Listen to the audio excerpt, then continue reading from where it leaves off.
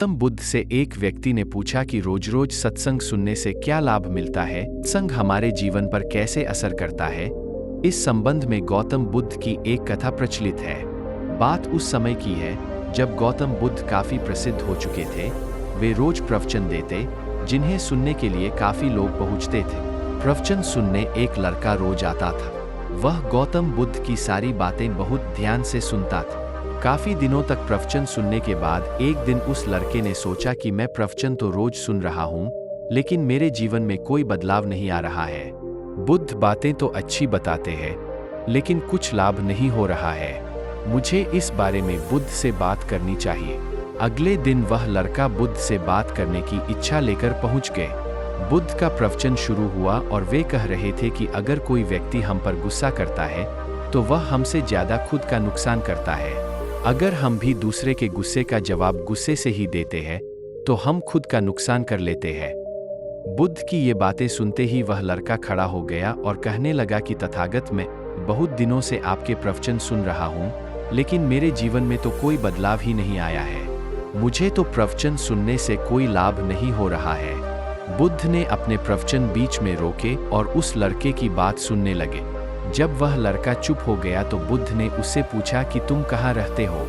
लड़का बोला कि मैं श्रावस्ती में रहता हूँ।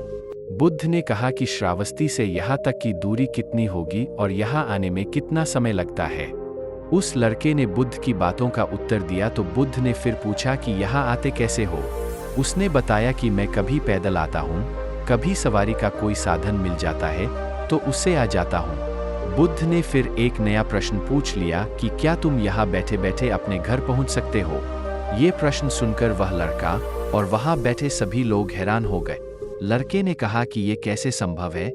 मैं बैठे बैठे कहीं और नहीं पहुँच सकता। इसके लिए तो मुझे ही चलकर जाना होगा। बुद्ध ने कहा कि तुम्हारी बातों में ही तुम्हारे प्रश्नों का उत्तर है। सत्संग सुनने से तब तक कोई लाभ नहीं होगा जब तक कि तुम उन अच्छी बातों को अपने जीवन में उतारते नहीं हो। जब तक तुम अच्छे काम नहीं करोगे, इच्छाओं का त्याग नहीं करोगे, बुराइयों से दूर नहीं रहोगे, तब तक तुम्हारे जीवन में कोई बदलाव नहीं आएगा। सिर्फ प्रवचन सुनने से, यहाँ बैठने से जीवन में कोई बदलाव नहीं आएगा।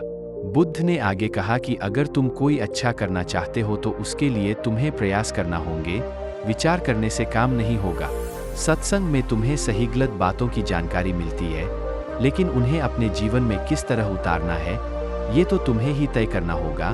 तुम्हें प्रयास करने होंगे, तभी जीवन में सुख शांति और सफलता आएगी। सत्संग करते रहने से हमारी बुद्धि पवित्र रहती है और हमारा मन गलत बातों से बचा रहता है।